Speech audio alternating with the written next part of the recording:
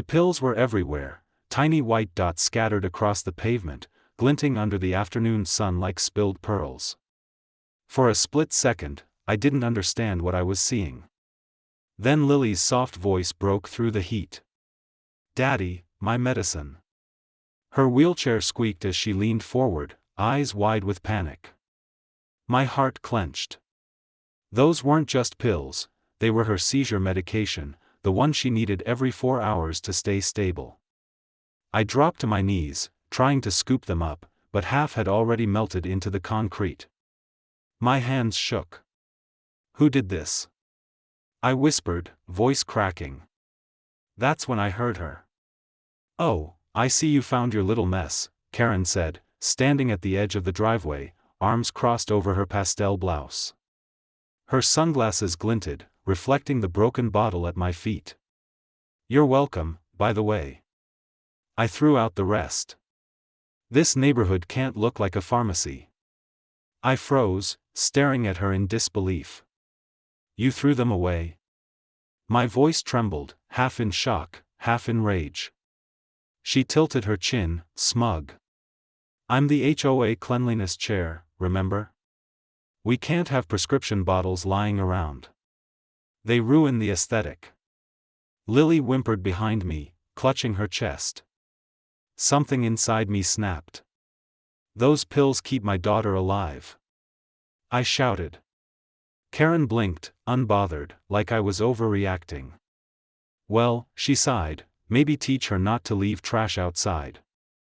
The word hit me harder than any punch could, trash. She called my daughter's medication trash.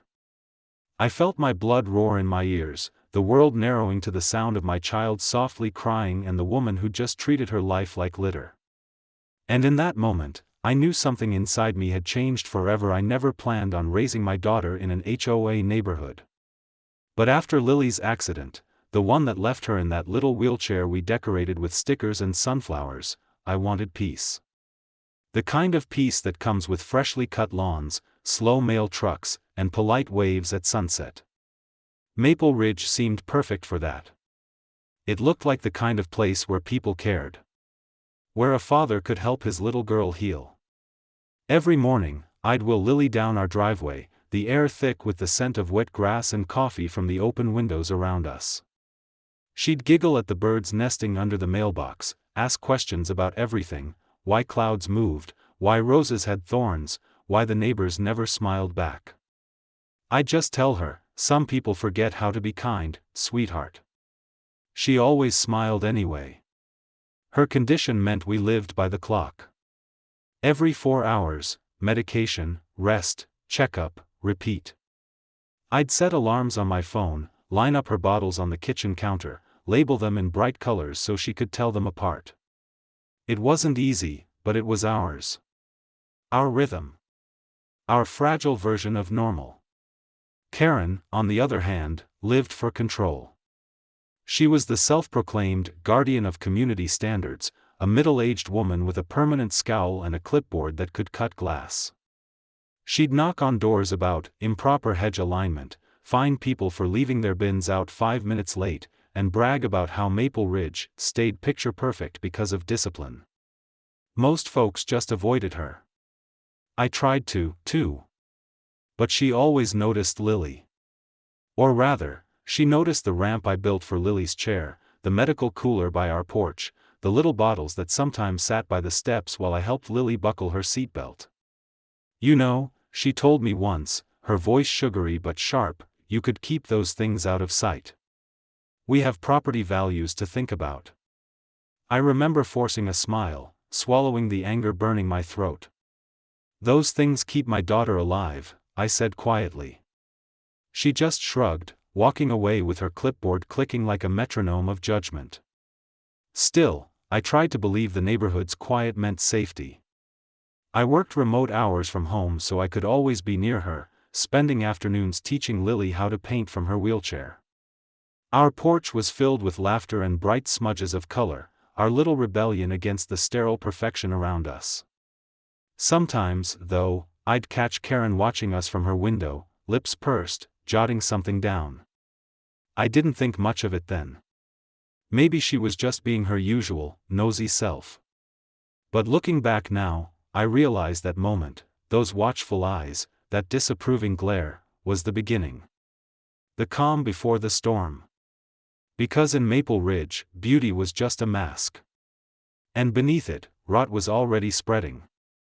Karen's first real warning came on a Tuesday morning so quiet you could hear sprinklers hissing across the lawns.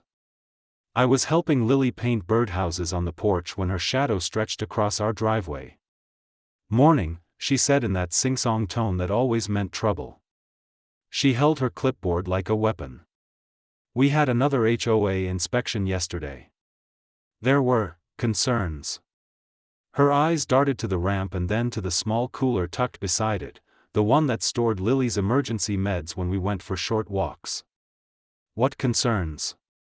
I asked, already knowing the answer. She smiled, the kind of tight, polite smile that hides venom. "Visual clutter," she said. "Bottles, medical bags, that wheelchair parked by the steps, it makes the neighborhood look unbalanced." My jaw tightened. "That wheelchair belongs to my daughter," I said quietly. "It stays where she can reach it." Karen waved her manicured hand like she was shooing a fly. "I'm not heartless, Mr. Grant. I'm just saying we all need to maintain standards." It's not personal. But it was. Every word was a slow cut dressed up as regulation. Over the next few days, the notices started appearing, little white envelopes taped to my door. HOA reminder: exterior medical items must be stored out of sight. Then, failure to comply may result in a fine. I'd crumple them up, throw them out, and find another the next morning. At the next HOA meeting, I decided to speak up. The community hall smelled like burnt coffee and disinfectant. Karen stood at the front in her usual position, flanked by her loyal committee. When I raised the issue, she interrupted mid-sentence, smiling that brittle smile. "We sympathize with your situation, but rules are rules. If we make exceptions, where does it end? Someone else will want to leave bikes, tools, oxygen tanks. It's a slippery slope." The room was silent except for the hum of the ceiling fan. I looked around, hoping for support. A few neighbors avoided my eyes. One whispered something to his wife. Karen's gaze met mine, steady, unblinking, daring me to challenge her authority. "You understand, don't you?" she said softly. "We're all just trying to keep things neat." That word, neat, echoed in my head the whole drive home.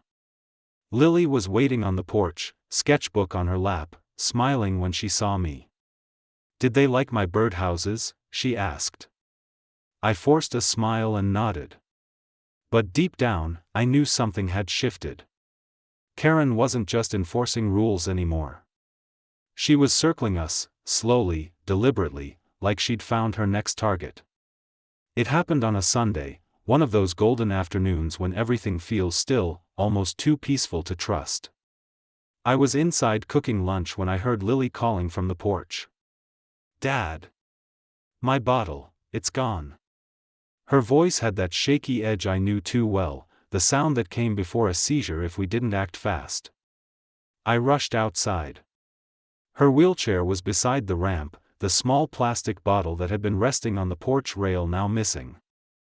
I scanned the yard, confused, until I saw the HOA trash bin at the end of the driveway, and Karen standing over it with her gardening gloves on. She was humming to herself, pulling weeds from the flower bed like she was cleansing the world of imperfection. "Karen!" I shouted, jogging toward her. She turned, unbothered, holding a plastic grocery bag filled with our porch items, Lily's water bottle, a tissue box, and the faint rattle of pills. "Oh, that? I just tidied up," she said, as if it were nothing. "Those weren't clutter," I snapped, my voice cracking. "That's my daughter's medicine." She blinked, then gave that little laugh she used whenever she felt cornered. "You can't just leave things out. We have a community image to maintain." "You're welcome." I froze. The world around me seemed to blur, the whine of a lawn mower in the distance, the faint squeak of Lily's wheelchair wheels behind me. "You threw them away?" I said, stepping closer. She shrugged. "If it was important, you should have kept it inside. I can't be responsible for everyone's medical situations." Lily's breathing had already turned shallow. Her lips trembled. "Daddy, I don't feel good." The words snapped through me like electricity. I dropped to my knees beside her, heart pounding, trying to stay calm as I rummaged through the trash bin. My hands hit damp paper towels, coffee grounds, and finally, her prescription bottle, its cap cracked, half the pills covered in sludge. I grabbed it anyway, shaking, praying they were salvageable. Karen wrinkled her nose. "You really shouldn't dig in the trash," she said coolly. "It's unsanitary." I looked up at her, my chest burning. "You could have killed her." "Don't be dramatic," she scoffed, stepping back like she was the victim here. "Some people just need to take responsibility. We can't have the place looking like a hospital." I couldn't even speak.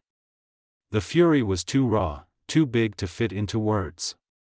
All I could hear was Lily's soft sobbing and the sound of the pills clinking weakly inside the broken bottle. The sun was hot on my neck, but I felt cold. Powerless. By the time I got Lily inside, her hands were trembling. I called the pharmacy, desperate for help, but the voice on the other end was apologetic, no refill allowed for another week. As I hung up, my reflection in the kitchen window looked hollow, almost unfamiliar. Out there, Karen was trimming her hedges again, humming like nothing had happened. That was the day something inside me shifted from fear to fury. She hadn't just crossed a line, she'd shattered it. And though I didn't know it yet, the moment she tossed that bottle in the trash, she also threw away any chance she had of walking away unscathed. That night felt endless. I sat at the edge of Lily's bed, watching her small chest rise and fall in shallow, uneven breaths. The soft beeping of her medical monitor echoed in the silence like a slow clock counting down. Every few minutes she'd twitch, her eyelids fluttering as her body fought the tremors. I'd already called every pharmacy in the county, even the ER, but they all said the same thing: insurance restriction, no early refill. I tried explaining, pleading, telling them about the HOA woman who threw it away, but they only offered apologies. No solutions. No medicine. By midnight, I was pacing the hallway. The hum of the air conditioner couldn't drown out the sound of her quiet whimpers. I kept replaying the moment in my head, the look on Karen's face, that careless smirk when she called my daughter's pills trash. Every time I pictured it, my fists clenched tighter. I'd never felt rage like that before. It wasn't the hot, reckless kind. It was cold. Focused. The kind that builds until it changes something in you. The next morning, I barely slept. I carried Lily to the porch for fresh air, her skin pale and lips dry. She smiled faintly anyway, trying to be brave. "It's okay, Daddy," she whispered. Maybe the nice lady didn't mean it. My throat tightened so hard I couldn't speak. Nice lady. She still called Karen that. The innocence in her voice shattered me. Then I saw Karen walking her dog across the street, waving at another neighbor like she hadn't just nearly killed my child. My blood boiled. I stood up, wanting to confront her, but Lily's hand caught mine. "Please don't fight," she said softly. So I didn't. Not then. But I couldn't stop watching as Karen strutted from yard to yard, gossiping and pointing, her own little empire of fear. Later that afternoon, when I took the trash out, I overheard her talking to Mr. Lewis next door. Honestly, she was saying, loud enough for me to hear, "Some people just aren't a good fit for this neighborhood. If you can't keep your property tidy, maybe you should move to somewhere less respectable." Mr. Lewis just nodded awkwardly, avoiding my eyes as I froze mid-step. I turned toward her. "You mean me, right?" I said quietly. She smiled that same brittle smile. "Don't twist my words," she said, but her eyes were gleaming with satisfaction. "Rules are rules, Mr. Grant. We all have to live by them." "Rules don't mean a damn thing when they kill a kid," I shot back. Her face twitched. "Oh, please," she hissed, lowering her voice. "You're exaggerating. She's fine. Maybe you just need to be more careful with her medicine next time." That was it. The last thread of restraint inside me snapped. I stepped toward her, my voice rising, shaking. "You touch anything that belongs to my daughter again, and I swear," she took a step back, pretending to look frightened, though I could see the satisfaction behind her eyes. "Are you threatening me?" she said loudly, turning her head just enough for the neighbors across the street to notice. Curtains shifted. Doors cracked open. "Everyone, you heard that," she shouted. "He's threatening me." Lily's voice cut through the air from the porch. "Daddy, stop." I froze. My chest heaved, heart pounding so hard I could hear it echo in my ears. Karen stood there, triumphant, holding her dog leash like a badge of victory. "This community doesn't tolerate aggression," she said coldly. "I'll be reporting this." And then she walked away. Just like that, calm, smug, untouchable. I stood there trembling, staring at her back until it disappeared behind the hedges. That night, I sat alone in the kitchen, lights off, the house heavy with silence. Lily was asleep again, her breathing fragile, her skin clammy. The clock read 2:14 a.m. I stared at the cracked pill bottle on the table. Karen's reflection burned into my memory. My hands were shaking, but my mind was clearer than it had ever been. She thought she'd won because I stayed quiet. Because I didn't fight back. But she didn't know who she was dealing with. I wasn't just a father. I was someone who'd spent years studying every law, every code, every loophole people like her hid behind. That was the moment everything inside me turned. Not from anger, but from purpose. The fear was gone. The guilt was gone. And what replaced it was something far sharper. Because I realized then, Karen wasn't just going to answer to me. She was going to answer to the law. That night, the house felt colder than usual, like the air itself had given up on warmth. The clock on the wall ticked in uneven beats, and every sound, every creak of the floor, every distant dog bark, felt amplified in the quiet. I sat on the living room floor, my back against the couch, staring at the dim light spilling from Lily's bedroom door. She was asleep again, her small hand clutching her stuffed rabbit, her breathing shallow and uneven. The monitor beside her bed beeped occasionally, that soft reminder of how fragile life could be. I buried my face in my hands. For years, I'd promised myself I'd protect her, that no matter what the world threw at us, I'd be her shield. But tonight, I couldn't even keep a bottle of pills safe. My chest ached with guilt, raw and heavy. My mind replayed the day over and over, Karen's smug face, her dismissive tone, the way Lily tried to calm me down even as she trembled. I could still see her eyes, trusting, innocent, unaware of how cruel people could be. "I failed you," I whispered into the darkness. The word sounded foreign in my own voice. I pressed my palms into my eyes, trying to block out the tears, but they came anyway, silent and hot. For a moment, I hated this neighborhood, this fake perfection, the polished mailboxes and neatly trimmed lawns that hid people like Karen underneath. I hated that I'd thought moving here would make things better. When the clock hit 3 a.m., I went to check on Lily again. Her skin was cold to the touch, her lips pale. Panic surged through me. I grabbed her wrist gently, still a pulse, faint but there. I adjusted her blanket, trying not to wake her, whispering useless words of comfort. "You're okay, baby. You're okay." My voice cracked halfway through. Then, something inside me broke, not in anger, but in realization. I couldn't keep living like this, waiting for the next attack, the next rule, the next Karen moment. I had spent months trying to keep peace in a place that didn't want peace, it wanted control. And I was done begging for understanding. I stood by the window, watching the streetlights cast long shadows across the road.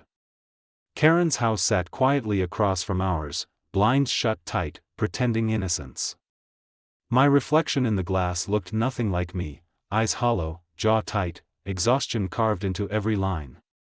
I wasn't just angry anymore, I was grieving. Grieving the version of me who thought patience would fix people like her. That was the night I stopped being helpless. I didn't know how yet, but I knew one thing for certain: by the time I was done, she'd learn exactly what it feels like to lose control. The next morning, the first light of dawn spilled through the blinds, painting streaks of pale gold across the floor. I hadn't slept. My mind was running in circles, bouncing between exhaustion and a sharp, cold clarity I hadn't felt in days. I brewed a pot of coffee I didn't even drink. It was just something to keep my hands busy, something to stop me from shaking. Lily was still asleep, finally breathing steady again, but I knew that calm wouldn't last long. We needed her meds, and I had no legal way to get them. Not yet. Out of desperation, I sat down at my desk and pulled out the HOA handbook, an inch-thick binder Karen had personally handed to every resident on move-in day. I'd always ignored it, dismissing it as Karen's personal Bible of nonsense. But that morning, I flipped through every page like my life depended on it. And then I saw it, Section 12B, Paragraph 3, tampering with private or medical property within community grounds constitutes a criminal offense subject to immediate HOA investigation and county reporting. I froze. My pulse picked up. Medical property. My daughter's medication counted. Karen hadn't just been cruel, she had broken her own rule. For the first time in days, I felt something warm in my chest, not anger, not even relief. It was power. I started piecing things together. Karen had bragged about her cleanup on the community chat the same afternoon it happened. I opened the app on my phone and scrolled through the thread until I found it: cleaned up that mess near lot 14 today. Some people really need to learn responsibility. There it was. A public confession, time-stamped and archived. A slow smile crept across my face. I minimized the chat and pulled up the HOA's shared security system. I'd set up a neighborhood access account months ago, back when I thought being involved might protect us from petty fines. The footage from that day was still there: Karen walking up our driveway, gloved hands scooping Lily's things into a bag, tossing them straight into the trash bin without hesitation. The timestamp matched her message. Perfect. I sat back in my chair, exhaling for what felt like the first time in hours. The pieces were aligning: evidence, motive, witnesses. But then another thought struck me, sharp as lightning: the county's compliance department. My department. Karen didn't know that her quiet neighbor worked for the very office that processed HOA misconduct reports. A slow, deliberate calm washed over me. This wasn't about screaming matches or revenge through fury, it was about precision. About letting the system she worshipped so blindly be the thing that buried her. I printed the bylaw section, the chat logs, and a still frame of the video. I placed them neatly in a folder, labeling it, Complaint, Maple Ridge HOA Violation, Tampering with Medical Property. The irony was almost poetic. As I looked across the street at Karen's perfect little house, with her spotless porch and smug perfection, I finally smiled. Not because it was over, but because I had just found the weapon she could never see coming: her own rules. I spent the next 2 days like a man assembling a clock, careful, methodical, and strangely calm. First, I made copies of Karen's boastful HOA chat posts, each line time-stamped and smug: cleaned up that mess near lot 14. I printed screenshots until the printer word and the stack of paper looked like evidence in a courtroom drama. Then I pulled the security footage from the neighborhood system, slowly rewinding to the exact minute my stomach had dropped when I watched her gloved hand scoop Lily's bottle into a bag. The video showed everything: her approach, the casual toss, the vacant look on her face as she walked away. I paused the frame on her profile, the sun backlighting her like some awful halo, and stared until the grain of the image felt carved into my memory. Next, I walked the block, quietly, with a notebook in my pocket. Neighbors who had once smiled politely now glanced at me with curiosity. Mrs. Patel from across the street admitted she'd seen Karen near our porch that afternoon but was too afraid to speak up in meetings. The teenager who mowed Mr. Lewis's lawn remembered the humming, the way Karen had hurried back to the bin. I wrote down every name, every hesitant sentence, every time-stamped detail, careful to note body language and exact phrasing, witness statements that read more honest in ink than they ever did in their hushed voices. Then came the part that felt almost unreal, the disclosure. I drafted the complaint packet as if I were filing a routine case, not because I wanted theatrics, but because precision is a language Karen understood. I included the bylaw clause about tampering with medical property, the chat screenshots, the video stills, and the signed witness statements. I labeled the folder neatly, the title bold enough to make anyone reading it sit up: Complaint, Tampering with Medical Property. For a moment I hesitated at my desk, fingers hovering over the envelope as memory of Lily's pale face sharpened every nerve. Then I added one more thing: my business card, folded and tucked inside like a quiet signature. It wasn't arrogance, it was leverage. Karen had weaponized rules, I would weaponize procedure. Working in county compliance had given me a vocabulary for bureaucracy, the forms that carry weight, the department lines that get attention, the right people to call when something needs moving. I made those calls, soft, professional, alerting a liaison to expect a formal submission, asking discreet questions about typical processing timelines, and confirming the contact at legal for HOA prosecutions. Nothing dramatic, just channels opening where she thought there were none. I set up encrypted folders on my home computer and backed up everything to a secure drive. I labeled audio clips, assigned exhibit numbers, and even wrote a short cover letter outlining the public safety implications of her actions, how one person's cleaning had endangered a child. All the while, I kept my face calm around neighbors, mowed the lawn, smiled at the mail carrier. The ordinary rhythms of Maple Ridge acted as a perfect disguise. By the time the packet slid into the county inbox, I felt a quiet satisfaction more lethal than yelling ever would be. This was not vengeance born of screams, it was accountability rendered in the language Karen trusted most: rules, procedure, and immutable evidence. It started with an envelope, official, cream-colored, stamped with the county seal. I watched from behind my curtains as the mail carrier slid it into Karen's box and drove off. For the first time since moving to Maple Ridge, the queen of the HOA didn't walk down her driveway with her head high. She moved cautiously, eyes darting between the houses, like she could already feel the shift in the air. 10 minutes later, her front door slammed. Then silence. By that evening, the silence had broken. The HOA group chat that once buzzed with Karen's daily decrees exploded with confusion. What's this about a county notice? Did something happen? Why is Karen saying she's being targeted? Screenshots of the letter leaked fast. It was a formal inquiry into her possible violation of community safety and medical property tampering. People who'd once feared her started messaging me privately, cautiously testing the air. Is it true? One asked. Did she really throw away your kids' meds? At the next HOA meeting, the storm fully hit. Karen arrived pale, her usual pastel suit wrinkled, eyes ringed with sleeplessness. She tried to open the meeting with her usual authority, gavel tapping against the table, but her voice trembled. Before we begin, she said, I'd like to address the misunderstanding regarding the county. A murmur spread through the room. Someone in the back whispered, not a misunderstanding if there's evidence. Another neighbor stood up, a quiet man who usually never spoke. My wife saw you that day, Karen, he said. You tossed something from their porch. We didn't think much of it, but now, his voice trailed off, but the meaning was clear. Karen's composure cracked.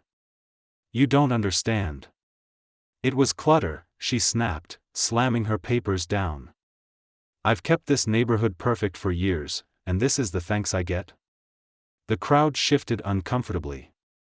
A few people avoided her gaze, others stared openly, their expressions hardened. For the first time, she was surrounded by silence that didn't obey her. I was in the back, leaning against the wall, saying nothing. I didn't need to. The county's official statement had already gone public that morning. The investigation was under formal review, with potential fines and criminal penalties pending. Karen's name was right there in black ink on the county's website. It spread fast, faster than I could have imagined. Neighbors who once trembled at her clipboard now crossed the street to avoid her. Even her so-called allies on the board began whispering about new leadership and temporary suspension. When the meeting ended, Karen rushed past me, eyes red, clutching her folder like a shield. "You did this," she hissed. I didn't raise my voice. I didn't need to. "No, Karen," I said quietly. "You did this." By the next morning, her porch was bare, no gavel, no HOA flyers, no air of authority. The same neighbors she'd shamed for minor violations now shared knowing looks every time they passed her yard. The perfect image she'd built had crumbled under the weight of her own rules. And in the heart of Maple Ridge, where fear once lived, something new had taken root: truth. It was a week later when she finally came to my door. The knock wasn't the sharp, commanding rap I'd grown used to hearing from her. This one was hesitant, almost trembling. When I opened the door, Karen stood there in a beige cardigan instead of her usual blazer, her hair unbrushed, her eyes ringed with exhaustion. The clipboard, the symbol of her control, was gone. She clutched a crumpled letter instead, the county's official notice of her disciplinary action. "Please," she began, her voice cracking in a way I'd never heard before. "Can we talk?" For a long moment, I said nothing. I just looked at her, the woman who once strutted across every yard like she owned them, now small and hollow under the porch light. "Talk about what?" I asked quietly. "About how you almost killed my daughter? Or about how the HOA board voted to suspend you this morning?" She flinched. "I didn't mean for it to go that far. It was a mistake, just a misunderstanding that's been blown out of proportion. You know how gossip spreads." Her tone wobbled between pleading and defensive, as if she couldn't decide which mask to wear. I folded my arms. "You threw away a disabled child's medication. Then lied about it. Then bragged about it in a public chat." I kept my voice low, calm, because anger wasn't needed anymore. The system had already done the yelling for me. Karen's eyes darted across the street. Neighbors were peeking through curtains, some standing on porches pretending not to watch. "Please," she whispered, her voice barely audible now. "They've taken everything. My position, my reputation. I could lose my house. I don't deserve this." For a second, I almost pitied her. Almost. But then I remembered Lily's pale face that night, her shaking hands, her whispered, "It's okay, Daddy." That memory hardened me. "You deserve exactly what's happening," I said. "You built your little empire on intimidation, and now it's collapsing because of your own arrogance." She started crying then, quietly at first, then louder, as if the sound might soften me. "You could end this," she said. "One call to the county. One email. Just tell them it was an accident." I stared at her for a long moment before answering. "You know what the difference between an accident and negligence is?" I asked. "An accident happens once. Negligence happens when you think you're above consequence." Her sobs quieted. The porch light flickered, catching her face in trembling shadow. "You're cruel," she muttered, voice shaking. "You're enjoying this." I shook my head slowly. "No, Karen. I'm just done." She looked at me then, really looked, like she was seeing me for the first time.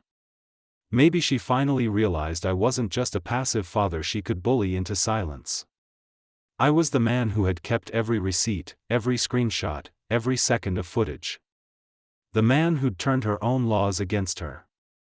2 days later, the HOA board made it official. Karen was removed from her position as president and permanently banned from holding any office within the association. The county fined her for tampering with medical property and issued a formal public reprimand. Her name appeared in the local paper under Community Misconduct, County Enforcement Actions. It was small print, but it was enough. The day after the news broke, I took Lily for a walk down the street. The air smelled of cut grass and early spring. Neighbors waved, some out of guilt, some out of relief. Karen's house sat dark, blinds drawn, a "for sale" sign leaning in her yard. Lily looked up at me and asked, "Did the lady say sorry yet?" I smiled faintly, tightening my hand around the back of her wheelchair. "Not yet," I said. But sometimes, an apology comes in silence. As we rolled past the corner where it had all begun, I realized I didn't need revenge anymore. I'd gotten something better, peace. Not the kind that comes from forgiveness, but the kind that comes when justice finally breathes. And for the first time in months, Maple Ridge felt quiet again, not because Karen demanded it, but because the noise she created was finally gone. The weeks that followed felt strangely calm, like the air itself had been cleared of something toxic. For the first time since moving to Maple Ridge, people waved when I passed. Real waves, warm, human ones, not the stiff gestures people used when Karen was watching. The HOA board held a community reset meeting where new leadership was elected. No clipboards. No petty fines. Just quiet apologies tucked between polite smiles. Mrs. Patel stopped by with a casserole and tears in her eyes, saying, "We should have spoken up sooner." Mr. Lewis offered to help fix the ramp Karen once complained about. I thanked them all, but deep down, I wasn't angry anymore. The anger had burned itself out, leaving something steadier behind. Lily was healing, too. Her cheeks had color again, her laughter returning in bursts like sunlight between clouds. Every evening, we sat on the porch watching the neighborhood kids ride bikes, her sketchbook open on her lap. She drew birds now, big, free ones with outstretched wings. One night she looked up and said, "It's nicer here now, isn't it, Daddy?" I nodded, because she was right. It was quieter. Softer. The kind of quiet that comes after truth finally settles. Across the street, Karen's house stayed dark. Curtains drawn. No cars in the driveway. A realtor's sign leaned against the fence, the "for sale" sticker half peeling in the wind. Sometimes I'd see her through the window, pacing, phone pressed to her ear, still trying to control something, anything, but her empire of fear had crumbled. The same neighbors who once tiptoed around her now crossed the street without hesitation. She wasn't the law anymore. Just another reminder of what happens when power forgets empathy. One afternoon, as I helped Lily water her plants, she asked, "Do you think she knows what she did was wrong?" I thought for a moment, then said, "Maybe. But what matters is that everyone else does now." That night, after Lily went to sleep, I stood outside watching the porch light flicker across her ramp, the same one Karen once called an eyesore. Now, it was a symbol of something bigger. Not defiance, but dignity. The kind you earn when you stop being afraid to stand up for what's right. For the first time in a long while, I felt peace, not the fragile, artificial peace that comes from staying quiet, but the kind you build yourself, piece by piece, after surviving the storm. The evening sun melted into gold across the rooftops, painting Maple Ridge in the kind of soft light that makes everything look forgiven. I sat on the porch with Lily curled up beside me, her sketchbook open across her lap. She was drawing again, this time a little girl in a wheelchair beside a big tree, sunlight falling through its branches. The air smelled like rain and cut grass. For the first time in months, there was no shouting from across the street, no HOA notices fluttering on doors, no tension hiding behind every neighbor's smile. Just peace. Real, earned peace. Lily looked up from her drawing, her eyes reflecting the orange glow of sunset. "Daddy," she said softly. "Did the mean lady ever say sorry?" I smiled, brushing a strand of hair from her forehead. "No," I said, shaking my head. "But that's okay." She frowned slightly, confused. "Why?" I leaned back in my chair, watching the sky shift from gold to violet. "Because some lessons don't need words," I told her. "Sometimes, life teaches people in its own way." She thought about that for a while, then nodded slowly, returning to her drawing. The porch creaked beneath us, the sound of cicadas rising in the distance. Across the street, Karen's house stood dark and empty now, sold to a young couple who smiled and waved the day they moved in. The neighborhood had changed. Not just the rules, but the people. There was laughter again, kids riding bikes past where Karen used to bark orders. The air felt lighter, freer, like Maple Ridge had exhaled after holding its breath for years. I glanced at Lily, her small hands moving carefully across the page, and realized how much she'd taught me through all this. Her kindness never wavered, not even in pain. Where I saw injustice, she saw room for grace. She'd faced cruelty and still chose gentleness. That was strength, the kind I wanted to carry forward, the kind that outlasts anger. As the last sliver of sun dipped below the horizon, Lily slipped her hand into mine. "It's better now," she whispered. I squeezed her fingers gently. "Yeah, sweetheart," I said. "It finally is." The cicadas quieted, the air cooled, and for the first time, I didn't feel the weight of what we'd lost, only the quiet pride of what we'd reclaimed, our peace, our dignity, and the simple truth that no cruelty can stand forever when love refuses to break.